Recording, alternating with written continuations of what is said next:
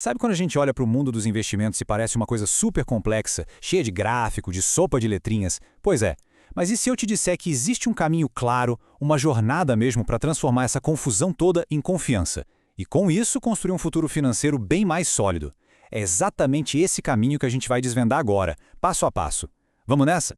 A nossa primeira parada já começa com uma pergunta que, olha, pode mudar tudo. Muita gente passa a vida inteira só emprestando o próprio dinheiro em vez de se tornar sócio dele. Parece estranho falar assim, mas acredite, essa pequena mudança de perspectiva é a chave que destrava o potencial de verdade do dinheiro. E para a gente conseguir virar essa chave, primeiro a gente precisa quebrar umas correntes. Existem uns mitos sobre dinheiro que são tão fortes, tão repetidos, que acabam travando a nossa vida financeira. Vamos encarar de frente essas ideias que literalmente custam dinheiro. E aqui está a grande divisão.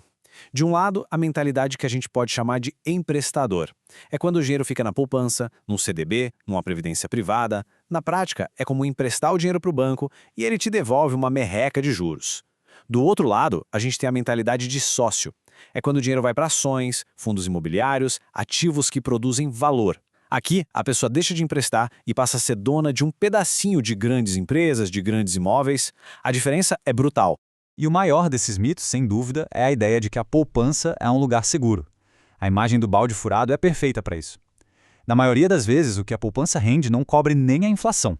Ou seja, o número na sua conta até pode crescer um pouquinho, mas o seu poder de compra, o que aquele dinheiro de fato compra no supermercado, está diminuindo. É tentar encher um balde que não para de vazar. E a prova de como esses mitos são poderosos está aqui, nos números. E olha, é de assustar. Impressionantes 98% da população brasileira simplesmente não investem. E dos 2% que investem, mais da metade ainda insiste em deixar o dinheiro no tal balde furado da poupança. Isso mostra o quanto a gente precisa falar sobre isso.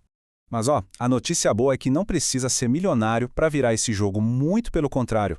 A jornada para se tornar sócio do próprio dinheiro começa na força dos pequenos passos, na consistência. E quando a gente fala em pequeno, é pequeno de verdade. Dá para começar com um valor tão acessível quanto R$ 50 por mês. O grande segredo não está na quantidade de dinheiro que se coloca no início, mas na disciplina de começar e de continuar fazendo isso. E aqui a gente vê a mágica do tempo acontecendo. Investindo só R$ 50 por mês, com uma rentabilidade bem realista, o patrimônio vai crescendo devagarinho. Mas depois de 20 anos, olha como a curva acelera. E no final de 35 anos, aqueles pequenos aportes podem virar quase R$ 250 mil. É incrível. Agora, pensa comigo. E se, com o tempo, der para aumentar um pouquinho esse valor? Passando, por exemplo, para R$ 200 por mês. Aí o resultado fica exponencial. O patrimônio final pode, sim, ultrapassar a marca de R$ 1 milhão. Isso só prova que a consistência transforma pequenos hábitos em resultados gigantescos. Certo, mas como é que a gente transforma isso em realidade, no dia a dia? O sucesso aqui não vem de grandes tacadas de sorte, não.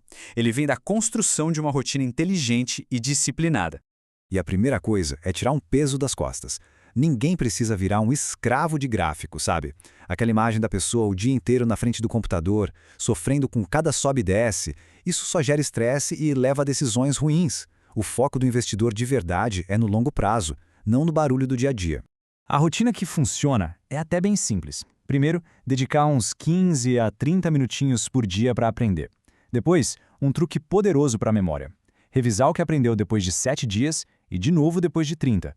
A chance de esse conhecimento ficar guardado de verdade sobe para mais de 70%. E por fim, participar de uma comunidade, trocar ideia com outras pessoas acelera tudo, porque o aprendizado é colocado em prática. E é importante ter isso como um mantra, sabe? É muito melhor investir um pouquinho todo mês com consistência do que ficar esperando o momento perfeito ou a quantia perfeita para começar. Porque na real esse momento pode nunca chegar. A consistência sempre vai ganhar da perfeição. Ok, com a rotina no lugar, vamos olhar para a estratégia, que faz a engrenagem da riqueza girar. É o foco no longo prazo, que é empurrado por duas forças muito, mas muito poderosas. A primeira força é a famosa mágica dos juros compostos. É o tal do efeito bola de neve. Funciona assim: seus investimentos rendem. No mês seguinte, os rendimentos que você já teve também passam a render, e assim por diante. É uma bola de neve de crescimento que só acelera com o passar do tempo. Olhando para esse gráfico, a diferença fica gritante. O capital investido é a base. O Os juros simples crescem em linha reta, sem graça. Mas os juros compostos, olha isso, o crescimento é exponencial. Com o passar dos anos, os rendimentos gerados podem se tornar muito, mas muito maiores que o valor que foi investido lá no começo. Certo. E onde a gente coloca essa força para trabalhar? Em ativos produtivos. É aqui que voltamos àquela ideia de ser sócio. Em ações de empresas sólidas, a pessoa se torna sócia de negócios que vendem, que dão lucro.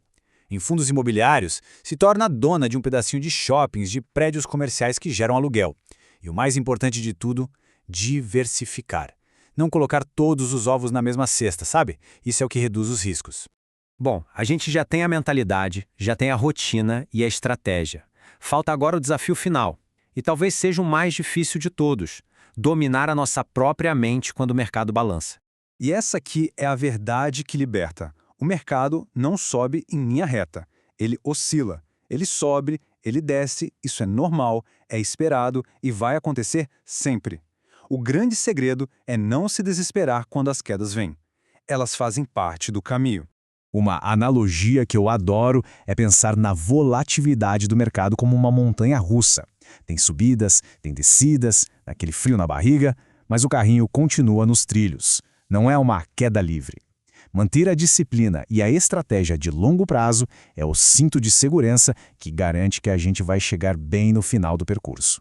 E assim, a gente chega ao final do nosso mapa. Deu para ver que a jornada do investidor não é um bicho de 7 cabeças, né? É uma construção, um processo claro e que sim, é totalmente alcançável. Então vamos amarrar os pontos principais. A jornada é, primeiro, mudar a mentalidade de emprestador para sócio. Segundo, começar pequeno, porque a consistência é muito mais forte que o valor. Terceiro, aprender sempre, porque conhecimento protege e multiplica o dinheiro. Quarto, pensar no longo prazo e ignorar o pânico do momento. E por fim, o mais crucial, controlar as emoções. A disciplina é a nossa armadura. Essa jornada transforma totalmente o jeito que a gente enxerga o dinheiro e o futuro. Ela coloca o poder de construir riqueza nas nossas próprias mãos, nas mãos de quem decide começar. E com todo esse caminho traçado, a pergunta que realmente fica no ar é: qual vai ser o primeiro passo?